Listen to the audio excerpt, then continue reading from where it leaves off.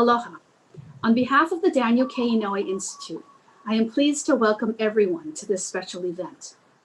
We have enjoyed our partnership with Zócalo, and over the years, we have been live in Honolulu as a way to honor Senator Dan Inouye, who placed great value in being able to share perspectives in a candid and safe space. We are now all in new, uncharted virtual territory, and today's discussion is both timely and reflective of these turbulent times.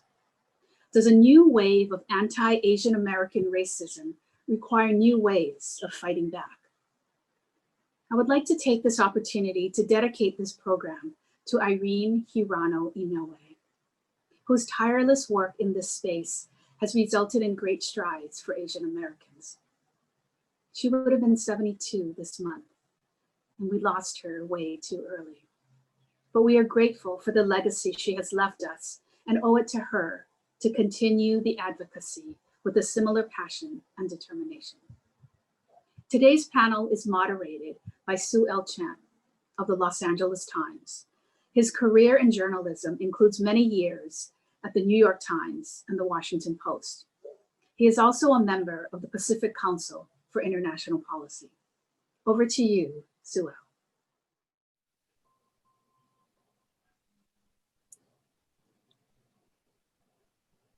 We're live.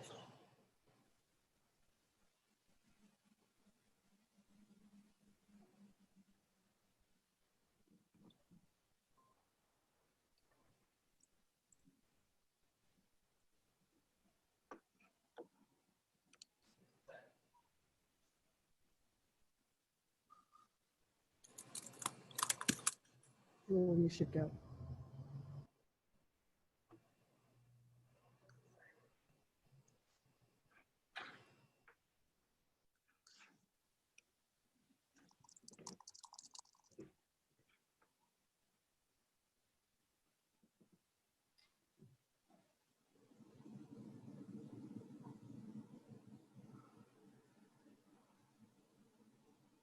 And we're live.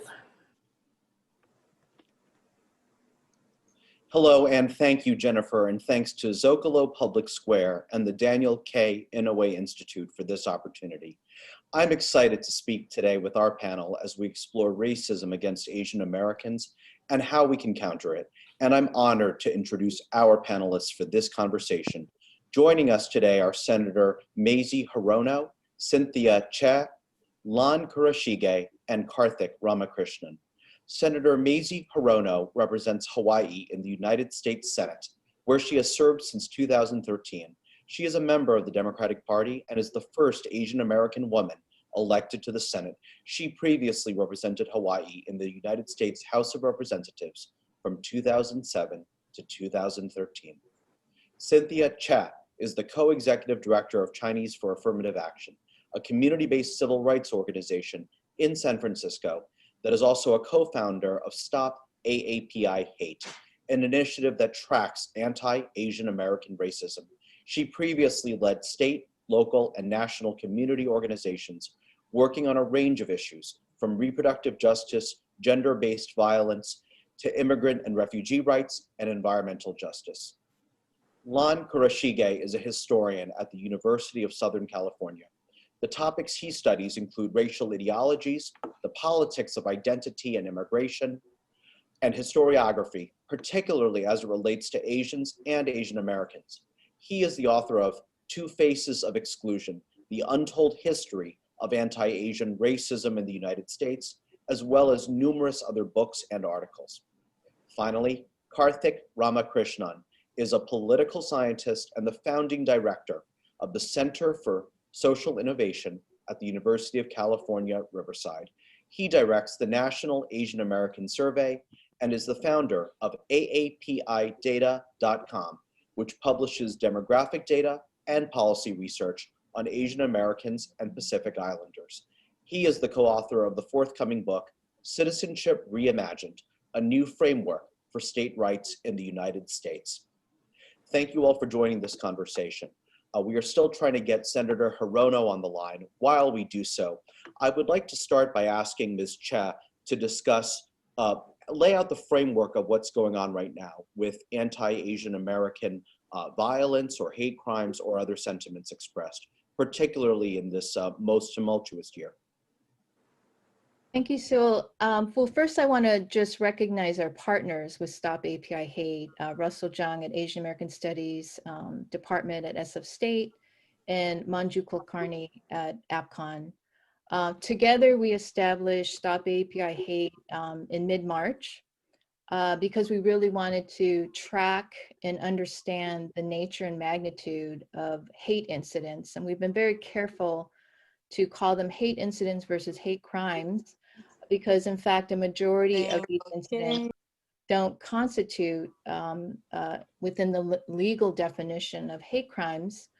But the thing that I want to say is that we've received 2,700 incidents to date from across the country.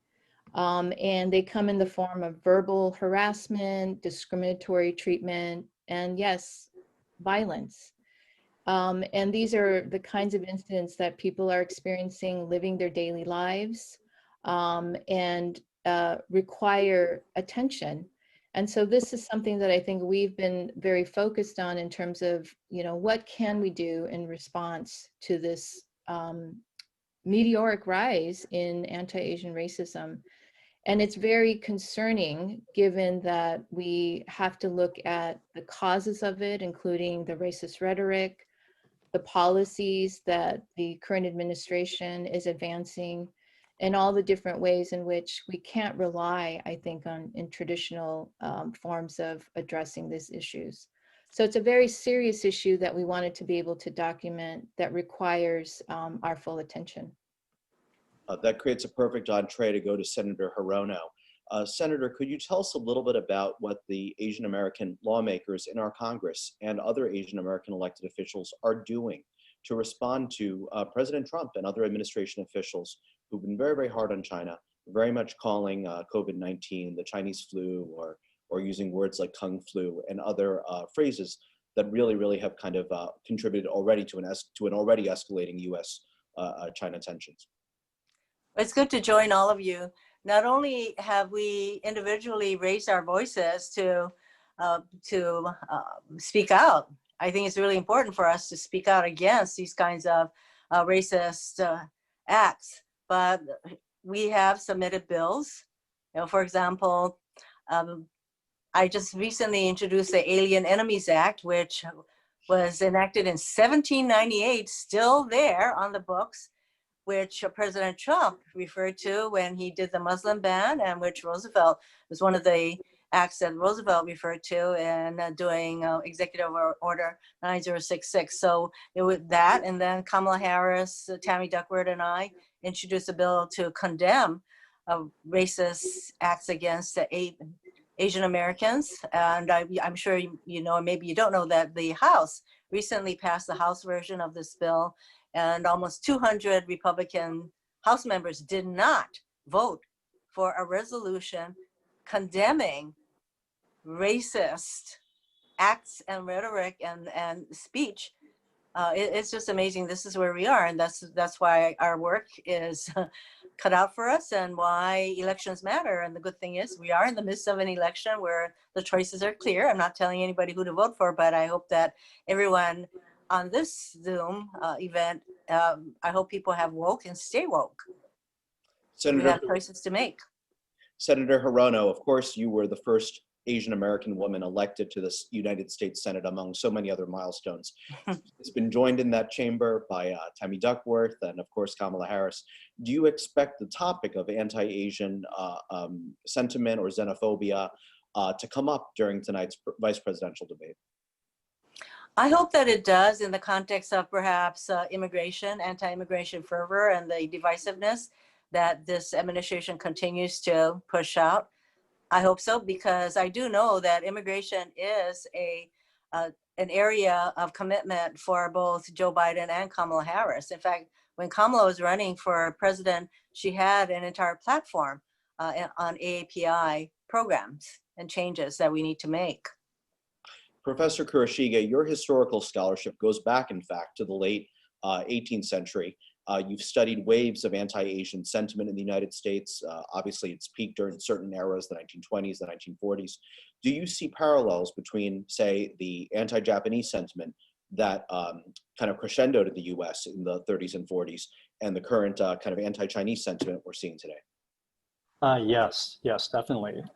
And definitely every time there's an international conflict, the conflict with Japan and the internment of Japanese Americans is the best case example for Asians. There's going to be tension, regardless of race. You know, when we're fighting a different country, a foreign power, the representatives or the citizens from that country in the US, the sort of enemy aliens are always subjected to some type of harassment.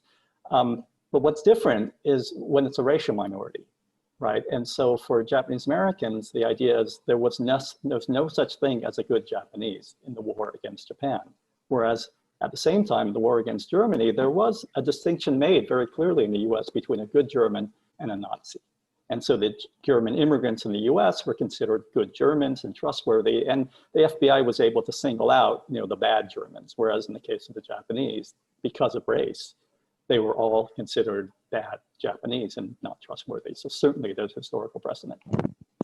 I want to say though, now that Senator Hirono is here, is that what changes in terms of fighting back historically against this type of racism is having representatives like Senator Hirono. And that changes, of course, with the Hawaii representatives when it becomes a state.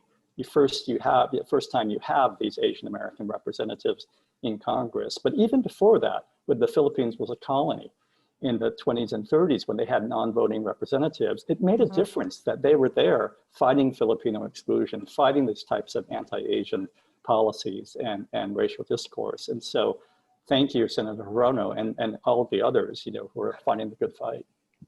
I agree with you, and particularly in 2018, we saw the election to the U.S. House of a very large, diverse group of members, new members, many of them women, and the first time ever we had Native Americans. About time. This is, you know, our country. They are the indigenous peoples after all. And so I have often said that racism is never far below the surface in our country, and eternal vigilance is required of all of us. And you know that we're in the midst of a nomination battle for the Supreme Court, and the court makes a big difference because the court sustained the Executive Order 9066.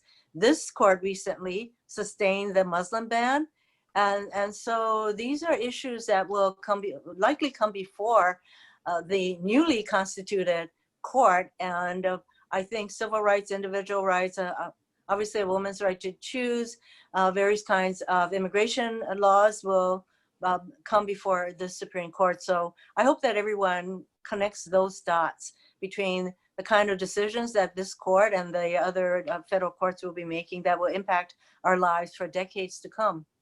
And so can I just add that another important representative was Norman Mineta, who I interned for as a college student. But when he was in the Bush administration after 9/11, it mattered that he was there, and President Bush refers to him as, we're not going to make the same mistake we did to Norm in terms of interning him and his family and all Japanese Americans during World War II. And so we don't see anything like that today in terms of the administration. Although, Lon, I would take a little bit of issue there, right? So under the Bush administration, you had the NSEERS program, which is the National Security Entry-Exit Registration System. And that was a program, that was a Muslim ban well before we had this kind of a Muslim ban. Anyone who was a non-citizen from essentially, it looked like Muslim majority countries, had to go and register with INS at the time. They thought that they were going to use that as a dragnet to identify potential terrorists. It was a massive failure. The architect of that program was Chris Kobach, who has then gone on, and we write about this in one of my previous books, in New Immigration Federalism. Chris Kobach cut his teeth in immigration restriction in the Bush White House as a White House intern. He then went on to draft all sorts of legislation at the state level that were anti-immigrant in so many ways. So I think it's so bad right now, we think things may be slightly better, but for the hundreds of thousands of Muslim immigrants, it was horrible. And I'm glad that, for example, the JACL came out and condemned it while it was happening. It was very un-American. And it was because of the law that the senator talks about that allows for national security reasons for the government to do these kinds of things, right? Korematsu was never overturned. It was just voided for lack of evidence or false evidence. So I think it's really important for us to re-examine and make sure that we actually close those massive gaping loopholes in our civil rights framework. So thank you, Karthick. I didn't mean to absolve the whole Bush administration of racism. But just to kind of talk about the symbolic significance of someone like Inouye Manada. Yeah. Well, and even as we speak, there's a very large contingency of very anti-immigrant lawmakers in both the U.S. House and the U.S. Senate. They are there. That's why something, as one would think, should be universally and bipartisan supported, like a resolution condemning anti-Asian rhetoric, etc., would pass, but it did not. And this is why, as I say, racism continues to thrive in our country. Professor Ramakrishnan, let's stay on the point you raised in just a moment ago. What did we learn from the post 9/11 experiences of South Asians, American Muslims, people of Middle Eastern or North African background? Does the activity, both legal and in terms and political from that era, help inform the Asian American community today? Absolutely. So thank you for asking that question. And this is what we, in some ways, I think we were able to trace it in. This is a book with Deep Gulasekaram called The New Immigration Federalism. And at the time, we called it The Rise of Ethnic Nationalism. I think we would call it something else now. But really what you saw after 9/11 was the normalization of not just nativism, but some of the most kind of virulent aspects of white supremacy that it became mainstream. And what you saw over time, yes, you had George W. Bush, who was an immigration moderate, but who we talk about in that book is Tom Tancredo. Tom Tancredo goes from being a pretty marginal figure in the Republican Party as a member of the U.S. House from Colorado to really organizing hate within and exclusion within the Republican Party so that became dominant. So by the time President Bush, after the 2004 election, wants to introduce immigration reform, the House passes one of the, a very harsh law that would actually make undocumented immigration a felony. Anyone who assists them a felon. So that's what what you're seeing now is this growth. All the seeds were planted in the post 9/11 period, and what you saw was a mainstreaming of hate. And those are, it's not just about what residents do to each other and shout at each other. You have members of Congress, you have laws that have been passed at the state level in that post 9/11 context in which immigration went from being something that was maybe a civil rights issue or maybe an economic issue, it got weaponized as a national security issue. And we're still feeling the strong effects of that. It just has taken on different forms. It is now seen as a different kind of national security threat. And you're seeing the kinds of private acts of violence that are being informed and inflamed by. Senator Hirono, President Trump, of course, some of his most powerful and you could argue misleading and dangerous messages have come around immigration and trade. And now, of course, with COVID-19, the ratcheting up of U.S.-China tensions, there's a political dimension, there's also a racial and domestic dimension. Where do you see this going, and how can progressives, tackle difficult subjects such as immigration, such as the role of the WHO in kind of managing this international pandemic at an early age, but to discuss them in ways that are sane, lucid, productive, constructive, rather than in the kind of xenophobic and demagogic fashion that President Trump has taken? Well, it would help if we had a lucid, constructive leader. So,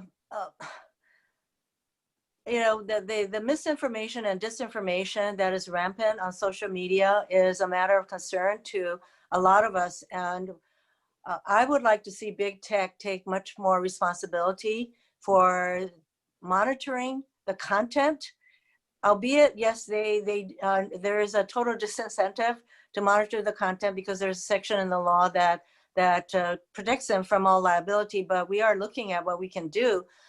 But big tech knows that they need to do more to stop the spread of misinformation, disinformation, especially around COVID, around this pandemic. And there was a study done recently. It was a credible study that showed that a lot of the misinformation about COVID can be attributable to the president himself. So, you know, talking about drinking bleach, to UV lights, to hydroxychloroquine. So much of that is from the president, and he retweets everything. So I'm glad that big tech recently, I think it might have been either Twitter or YouTube, that eliminated QAnon from access to their platforms. But there needs to be more of that kind of thing, because the misinformation, disinformation has just exploded recently. And I think it is no coincidence that it's come at a time when so much of this kind of divisiveness and the emergence of white nationalists and hate groups, they were always there, but they seem to be legitimized by this president and this administration and this attorney general. Yeah, absolutely. Ms. Choi, tell us a little bit about what the Asian American community is doing to kind of counter this rise in hate incidents. Well, I think first and foremost, what we've done is we've come together to organize ourselves on multiple fronts. One is the fact that we want to connect the dots, that it's interpersonal attacks, it's the anti-immigrant policies, it's, you know, the trifecta of this pandemic, the economic crisis that we're in, and also in the backdrop of deteriorating US-China relations. And as Karthick and Lon has pointed out, as well as Senator Hirono, is that this is old school, like centuries old, like racist tactics 101, right? Deflect blame, blame the immigrants, and criminalize parts of our community to, you know, placate, you know, everyone's else sense of, you know, the problems that we're facing today.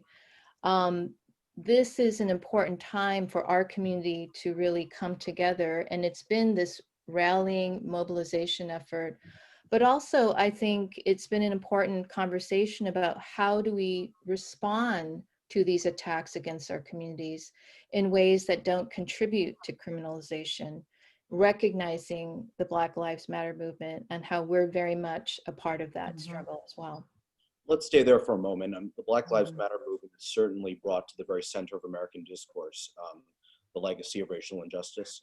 It's been a very expansive movement, one that also talks about the victimization of Indigenous Americans, of immigrant Americans. Has that movement helped to crystallize or strengthen a sense of Asian American identity and solidarity?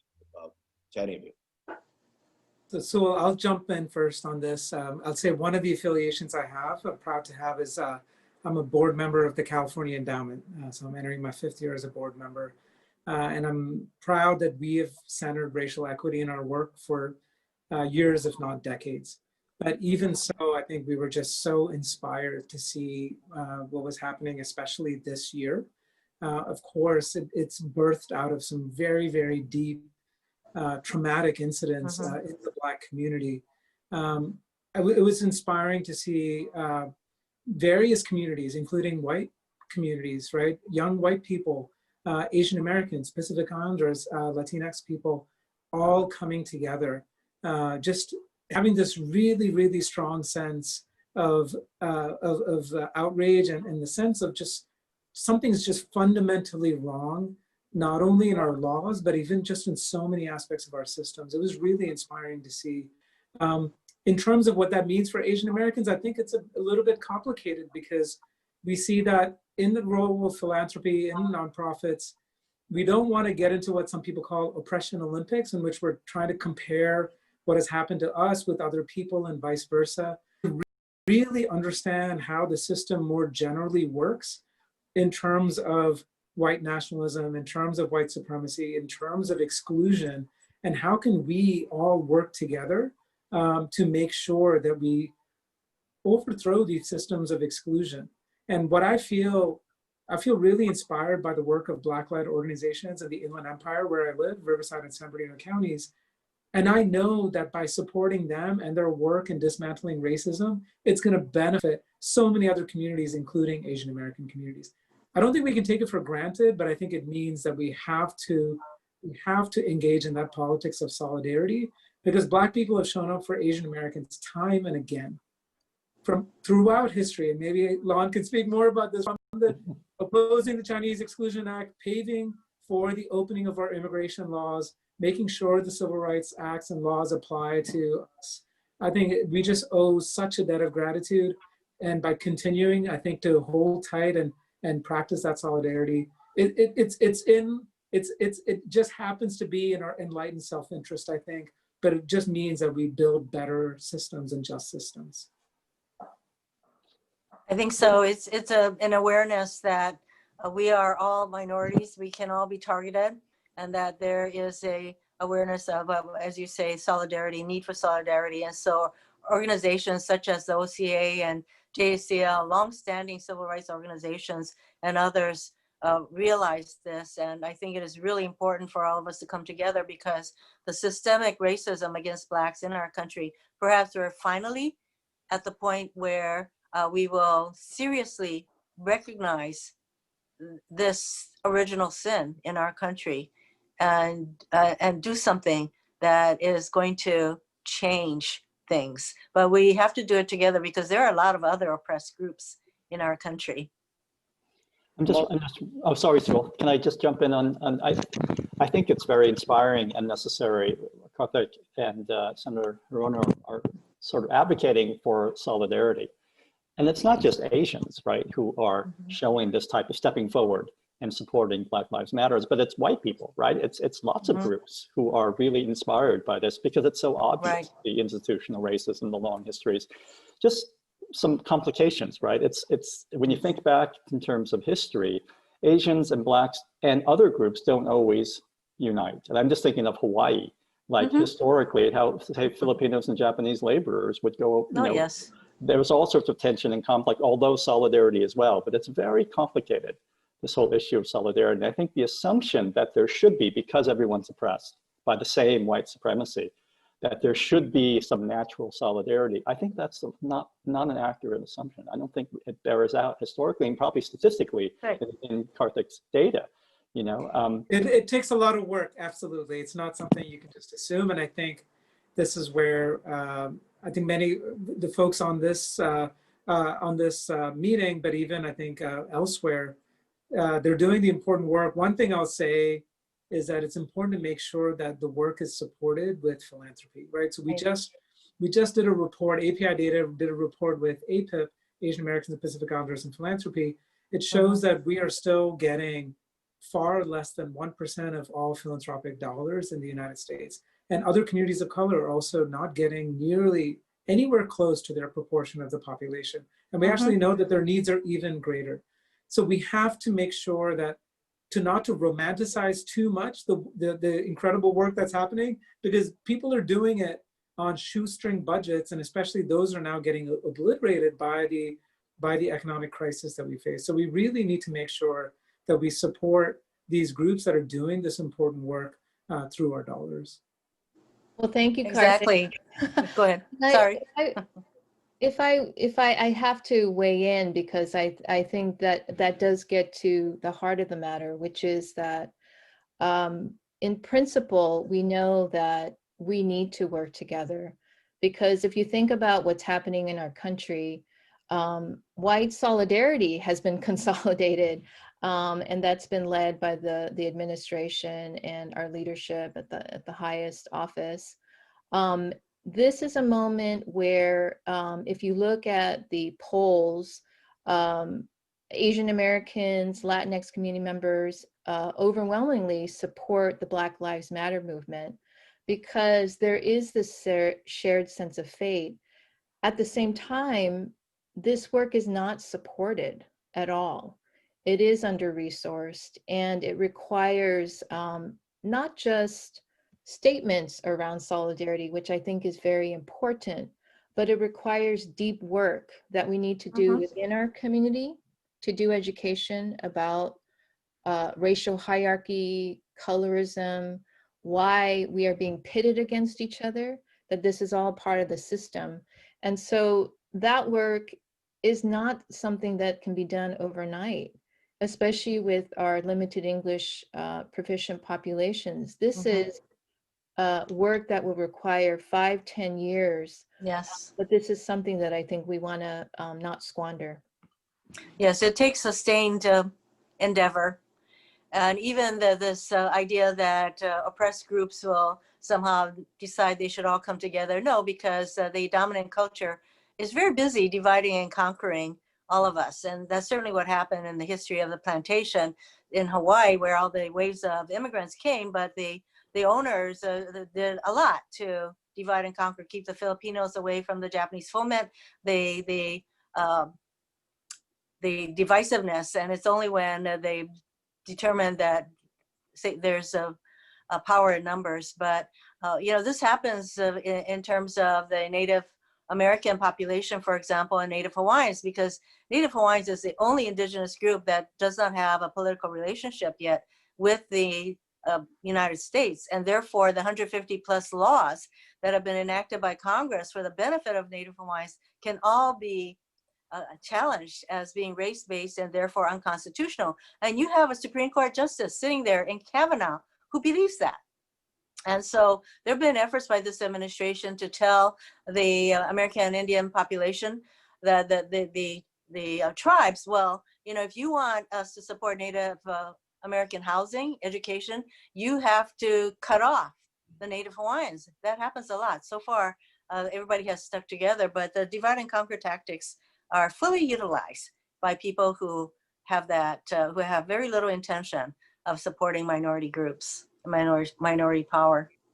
Very powerful. I'm also thinking about Viet Thanh Nguyen's recent essays about kind of Asian American identity and about whether Asian Americans will be a force for, upending racial hierarchy, upending our racial subjugation, or instead try to kind of incorporate themselves into whiteness and into the kind of privilege and domination that implies.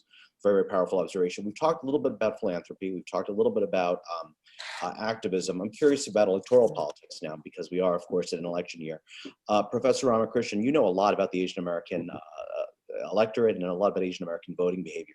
Could you give us a little bit of an overview of what you're seeing, both in terms of everything from partisan identity to first generation versus second and third generation political activism and mobilization, and then a little bit more about what you expect to see this fall? Happy to. So one, I'll just give a little bit of context and sweep. Asian Americans have, what we saw in the last 25 years is a remarkable shift among Asian American voters. So Asian Americans supported George H.W. Bush in that election against Bill Clinton and Ross Perot, right? But in the course of 20 years, they shifted from being Republican to very strongly Democrat. In fact, tied with Latinos in terms of their support for Barack Obama in 2012. Why did that shift occur? Part of it occurred because the Democratic Party did a lot of outreach. When we talk about Norm Mineta and others, they came up to leadership in the Clinton administration. A lot of people ran for office. And so there was a lot of outreach that was done. Post 9/11, with this dynamic of discrimination and hate crimes, the Democratic Party was seen as much more friendly and committed to anti-discrimination, whereas you saw the rise of nativism in the Republican Party, and a lot of Asian Americans felt turned off and felt pushed away from the Republican Party. So that's the kind of longer sweep. So what you see now is that Asian Americans, for the most part, tend to support the Democratic Party over the Republican Party by a 2-to-1 ratio. The one exception is with Vietnamese Americans. And Vietnamese Americans actually supported President Obama and even voted for Hillary Clinton in 2016. With our post-election data, we saw that. President Trump has made inroads in the Vietnamese American community. And when I hear from others about why that's the case, part of it, some of the anti-China rhetoric might actually play well with some of the older Vietnamese American voters. You're also seeing, it's fascinating and puzzling and sometimes even frustrating, I think, for a lot of us who care about immigrant rights, is that President Trump's policies on reducing, almost eliminating the number of refugees coming here, you're actually seeing some amount of support among Vietnamese Americans for the Syrian refugee ban and reducing refugees, the Muslim ban, etc. People might say, how is this possible? Well, part of what's possible, unfortunately, some groups adopt this narrative of the good immigrant and the bad immigrant. Somehow that things were different for them, and they don't see how what you're finding today, that they were in that exact same situation, 30 years ago. So that's something, or 40 years ago. So that's something that that I think is really, that's one place to watch. But it's among Chinese Americans, this Chinese Americans for Trump phenomenon looked like it was going to make some headway in 2016. All of President Trump's rhetoric has cooled off a lot of that enthusiasm. He wasn't doing himself any favors by trying to ban WeChat, which is used by a lot of Chinese immigrants and Chinese Americans as well. So what you're going to see today, I'll say to conclude, is 2018 saw record turnout among Asian Americans. Even though President Trump was not on the ballot, he nationalized that election. He also had a lot of congressional races where Asian Americans have a lot of numbers, where they made the difference in a lot of those races. So I would expect to see record turnout for Asian Americans in 2020, and largely in favor of Joe Biden and Kamala Harris, as opposed to Donald Trump and Mike Pence. Tell us a little bit, though. I mean, the situation seems quite fluid, though. I mean, you could see in 2024 a race between, I don't know, Governor and then Ambassador Nikki Haley of South Carolina versus Kamala Harris. Perhaps Senator Hirono will step into the ring. And, tell us a little bit more about, I mean, it does seem quite fluid, though. I mean, what do you make of these electeds like Bobby Jindal, like a Nikki Haley, who, managed to be both Asian American, but also, quite conservative figures in our electoral landscape? But look at those examples. They are the exception and not the rule. If you look at people who have run for Congress and won Congress, as well as other seats, predominantly Asian Americans have done so under the Democratic banner as opposed to the Republican banner. This is why parties and party activists and their rhetoric makes a difference. It is really hard to win as a Republican as an Asian American and a Republican, right now. You have to get past the primaries and you have to deal with that toxic stew of what's been brewed up in the Republican Party in the last decade.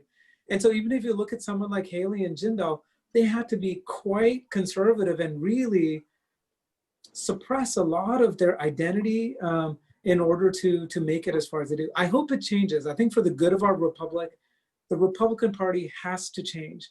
And they tried to do it. After Mitt Romney's defeat, they had that Growth and Opportunity Project. That was there was a deep examination to say that we need to soften our rhetoric. We need to be more welcoming.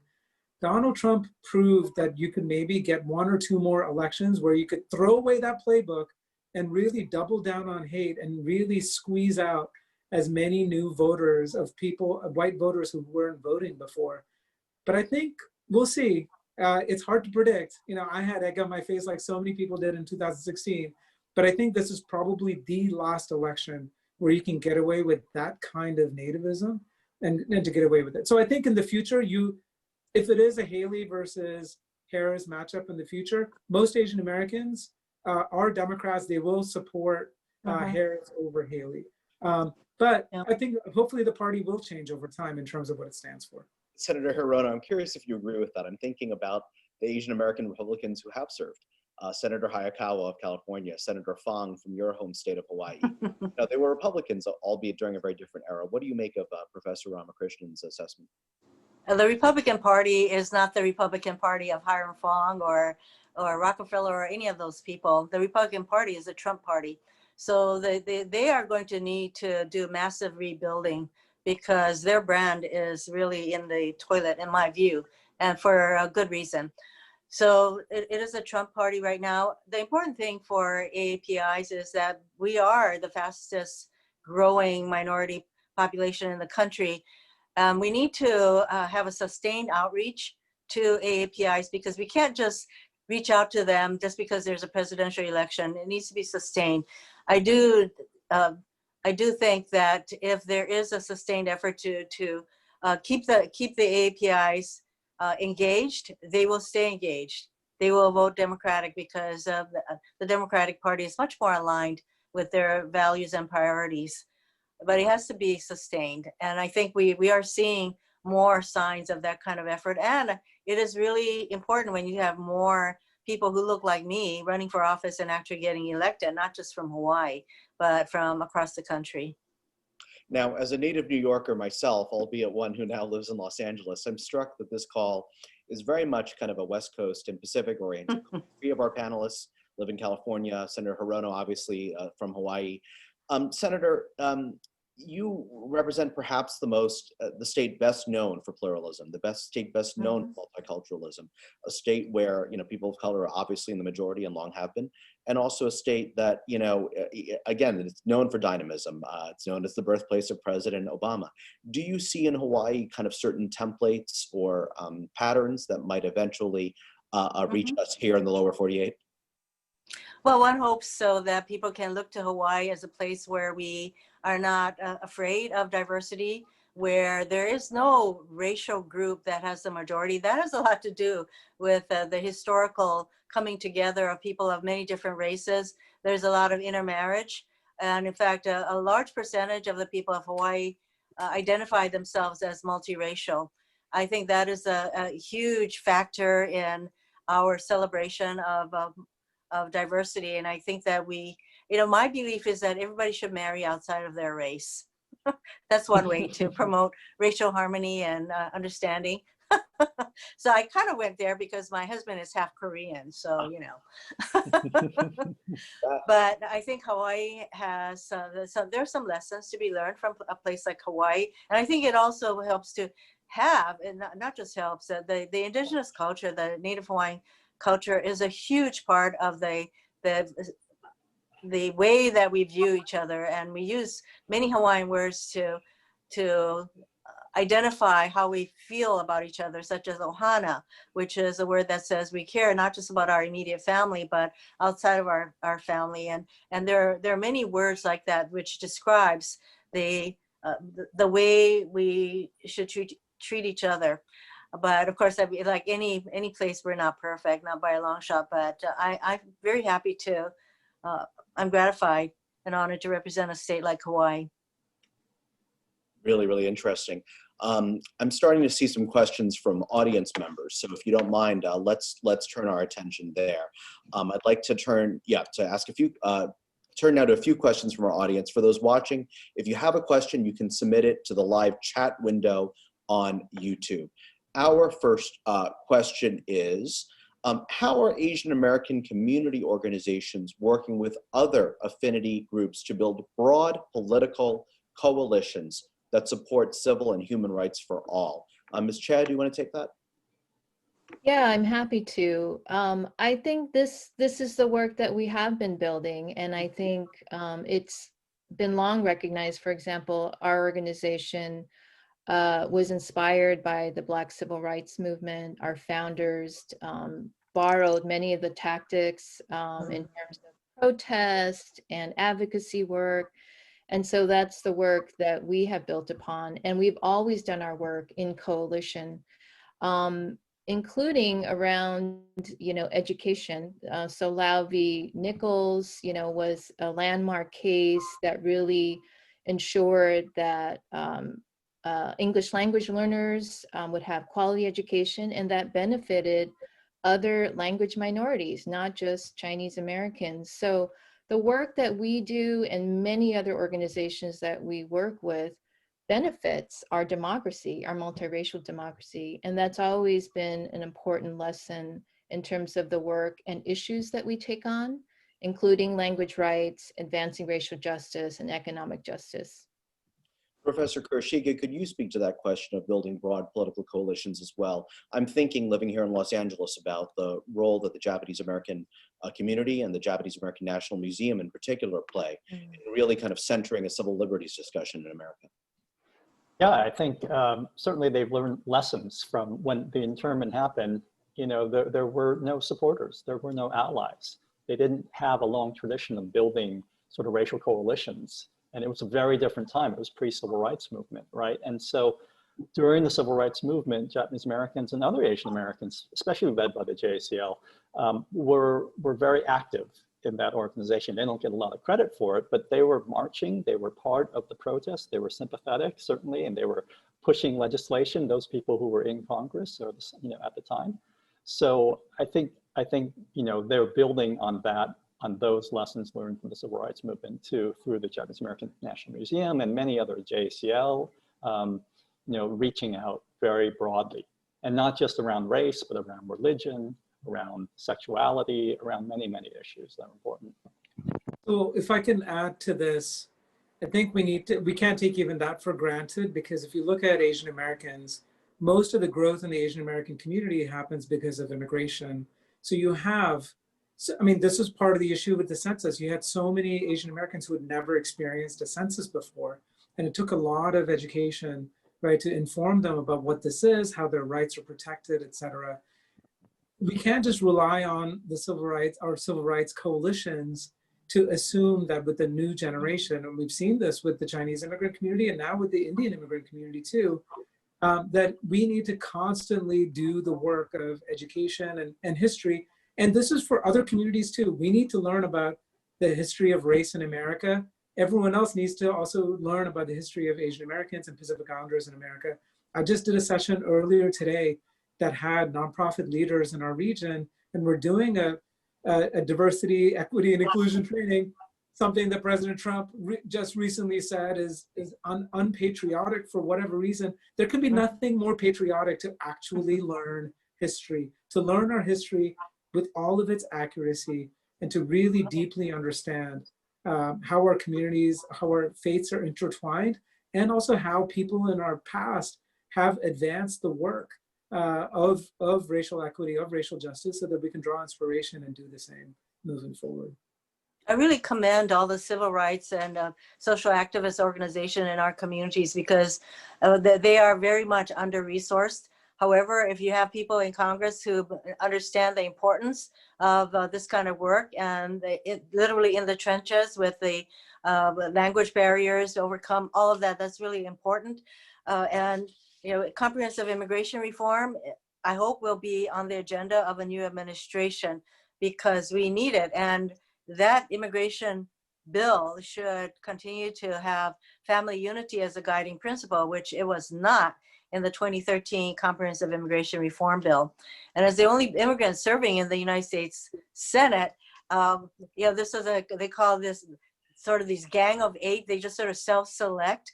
There were no women in this gang of eight. They came up with what they thought was a really good bill, and we worked off that. But they made a pact that all 8 of them, 4 Democrats, 4 Republicans, would vote as a group on any substantive changes to the immigration law. So on their bill, so when I tried to push forth an amendment that would promote some level of family unity, I know it really pained both Dick Durbin and Chuck Schumer, who were on that committee and part of the Gang of 8, to vote against that amendment. But you need people who recognize the importance of the work that you all are doing, and to support, by the way, the minority granting institutions and all of that, higher education, everything else. And there's so much work to be done after this administration, so much rebuilding, so much recognition of what we need to do to bring our country together in this most divisive period, that there's work for all of us. So this is no time to be sitting on our accolades, as we put it in Hawaii. Senator, I am so struck that you're the only immigrant in the United States Senate. That is just a remarkable fact. I mean, you really voice and power to so many. A question from our audience I'm struck by its power. How does it make you feel when the president uses language like China virus? Oh, of course, it's par for the course with this president, sadly, but I never, it's how do you maintain the sense of outrage? You have to maintain it. This can't be the new norm, that you have a president, everything coming out of his mouth, every other word is a lie. So I think it is really important for us to remain outraged, but to channel that outrage into the kind of people who will get elected, who will make a difference. And as I say, the thing that really supports me is what's going on in the House and the number of people who got elected there. The Senate is a very different animal. It takes a lot to get elected to the Senate. Nobody hands us anything. And that is why I would like to see more first generation people not born in this country be able to make it to the US Senate. I'm just glad that I now have Catherine Cortez Masto, the first Hispanic woman. I have Kamala Harris, the first Indian, half Indian person, and of course Tammy Duckworth, because I was feeling pretty lonely there for a while. If I could express an opinion, my only wish would be to change the constitutional eligibility so that you could seek it, just as pioneers like Patsy Mink and Shirley Chisholm did. Ms. Choi, let's stick with that question for a moment. Ms. Choi, you work a lot with the Chinese American community, which is itself very heterogeneous. How does it make you feel, or how does it make the people you work with feel when the president uses language like China virus or Kung flu? Well, for us, we often say that words matter. And in our own data, what we saw when we took a deeper dive on what people were saying as they were attacking Asian Americans living their daily lives as essential workers, as healthcare workers, was that type of racist rhetoric. And they were mimicking the President of the United States, giving him license. So how it makes me feel is outrage that the President of the United States is essentially giving license to people to attack Asians. And I think we're not surprised. He's called Mexican rapists. He's called people terrorists. He said that people come from, shithole countries. Am I allowed to say this? I didn't. Sure. This is part and parcel to what the president is doing. He is sending a message that only certain people belong here, have the right to be here. And again, he's consolidating, I think, his base, or who he thinks his base is. And it's irresponsible. And I'll say it again, it's endangering the lives of Asian Americans. And we should all be concerned about that. Yes. Thank you. Professor Ramakrishnan, a question for you. To what extent is data disaggregation important to better understanding the impact of racism across various Asian American subgroups? Now, the questioner didn't say this, but I might add, we're a very, very heterogeneous population. The challenges facing perhaps among refugee, very, very different, maybe very different from those facing a Taiwanese American or Pakistani American professional. To what extent does the data disaggregation help us better understand the nuances and contours of various Asian American subgroups? Data disaggregation is essential. As my colleagues, Jennifer Lee and Janelle Wong and I wrote, it is a civil rights issue for Asian Americans. Without accurate data, we don't know how the problem might affect different communities differently. Part of the reason why data disaggregation is so important, remember, so Asian Americans are the only racial group that are majority foreign born. There's a lot of language needs. You won't even know that the kinds of needs and services that you need to offer without being able to disaggregate. We also do a lot of public opinion data. This doesn't mean that just because you disaggregate it means that these groups have nothing in common. You actually need to collect the data to see what are the circumstances in which there is commonality or solidarity? What are the circumstances in which there are differences of opinion or circumstance? We need to have that full view of what that looks like so that we don't fall into stereotype or assumptions. We need to have evidence drive our decision-making.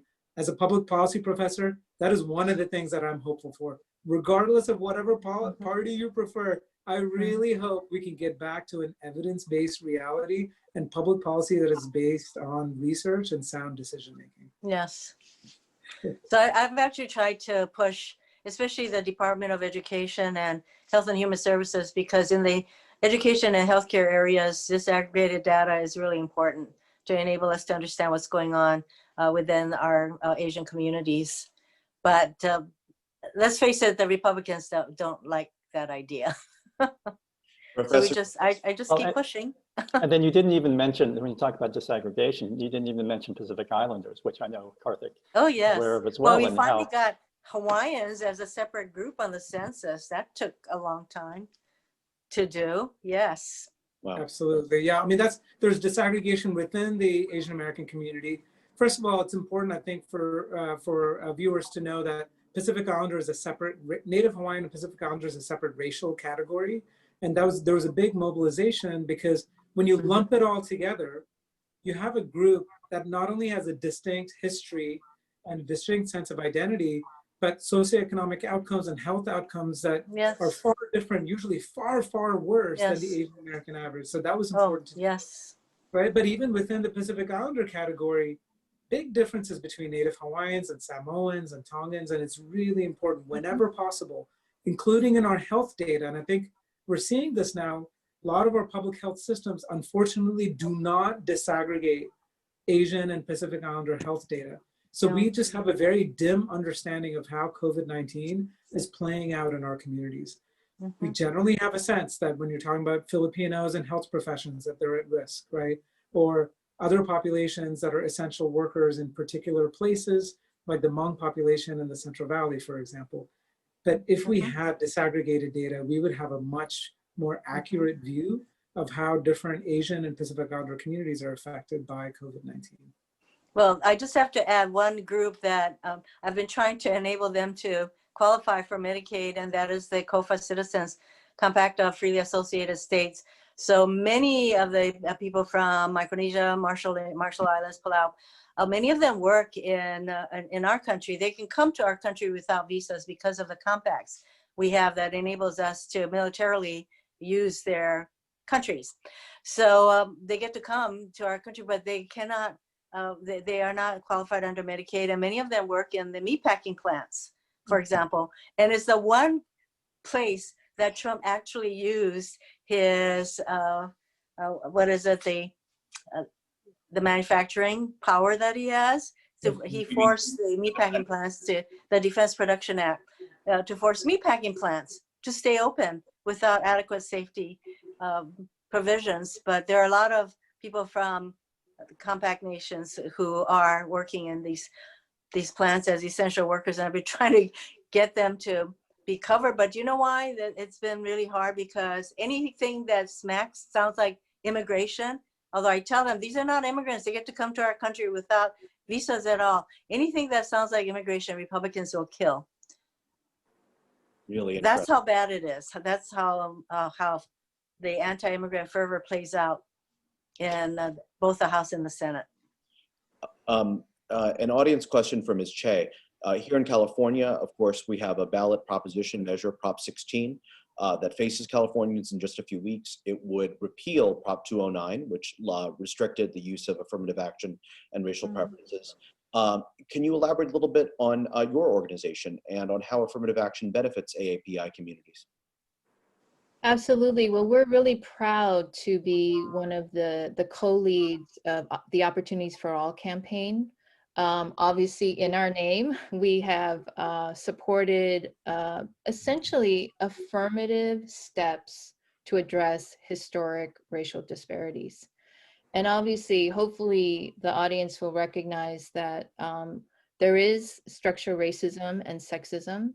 And this proposition would essentially allow for us to consider race and gender amongst decision-making with regard to education and economic resources. This is something that we have to do if we are going to address these historic disparities. And Asian Americans absolutely benefit from affirmative policies. If you look at our UC systems, for example, when affirmative action was banned nearly 25 years ago, Asian American enrollment declined. Whereas other universities that did consider race, there was an increase in enrollment.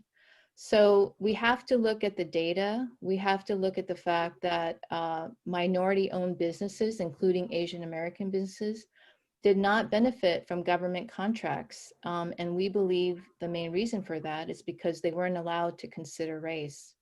So yes, on Proposition 16, and yes, on affirmative policies that really will equal or level the playing field. I wish we could go on for many more hours. I'm afraid we're getting to the end. I'd like to ask each of our 4 distinguished speakers to offer some closing remarks. Perhaps you could frame your responses around the question, in this most momentous and historic election year, what would you like audience members, whether they're Asian American or not, to take away from this discussion and to think about as we face these immense democratic challenges? Why don't we start with Professor Kurashige? I think it's just that racism against Asians is real. people deny it. They don't think that, they think Asians are these successful minorities and they don't have problems. But this has been a long historical trend ever since they first started coming to the country in the mid-19th century. And it hasn't, it changes, of course, history changes, and maybe the degree of it has changed, and it ebbs and flows, but certainly this whole crisis, current crisis, shows that it doesn't go away, and it probably will never go away. Ms. Choi? Well, I think the biggest takeaway that I hope your audience absorbs is the fact that this is not new to Asian Americans. This has actually been our experience in terms of, if you look at our immigration policies, the denial of equal opportunity, and that we are actually a part of this multiracial democracy, and we've contributed. We've been a part of making the advancements that we see today. And we absolutely see ourselves in support of the Black Lives Matter movement. It's inextricably connected to our ability to address the racism against us. And it's something that we truly believe we're in this, again, if I had $1 for saying this unprecedented moment, it really is our time to seize, to really get at the root causes of discrimination in this country. Yes. Professor Ramakrishnan. Well, I want to say that, here we are less than a month away from probably the most consequential election of our lifetimes. I think that we should not repeat some of the mistakes of the past. We should not assume just by electing someone as president and vice president that there's somehow magic is going to happen. Magic is not going to happen. We need to continue to be there, to keep pushing, holding even our friends and allies accountable in the important work that needs to be done. And then importantly, not to think that all of the solutions are only going to be in Washington, D.C. This is part of the work.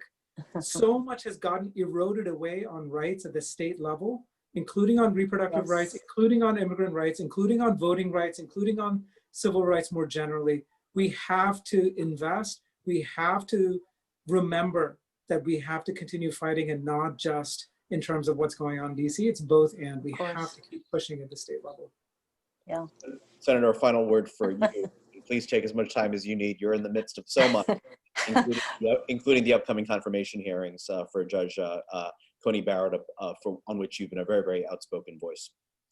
There are 3 life lessons that covers a lot of the work that we each can do. The first life lesson is that one person can make a difference. And my mother totally changed my life by bringing me to this country from a very rural part of Japan. The second life lesson is half the battle is showing up. So the 4 of us and you showed up, but it's not just showing up physically, but staying the course.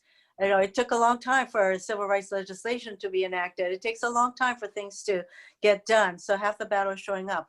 The third life lesson is that we have to get out of our comfort zones. And this is the most consequential election. So all the people who are joining us, think of one more thing that you can do than what you're doing right now, and do something that's uncomfortable, but that's going to change, change something for the better. Get out of your comfort zones. And I don't mean that everybody should run for office, because that's really kind of strange. But when I first ran, it was kind of strange. Thankfully, not so much now, but really for each of us to know that we can make a difference. And I really believe that, as Dr. Martin Luther King Jr. said, we each can be great. I'm paraphrasing. If we define greatness as doing something that will make somebody else's life a little bit better, we can all be great. So those are the words that I live by, try to live by. What an inspiring note to end on. What an inspiring note to end on. We have to end here for today, but we'd like to thank all of you once again, Cynthia Choi, Karthick Ramakrishnan, Lon Kurashige, and Senator Mazie Hirono, for sharing your insights with us. This has been an excellent and provocative conversation. This video will remain at zocalopublicsquare.com.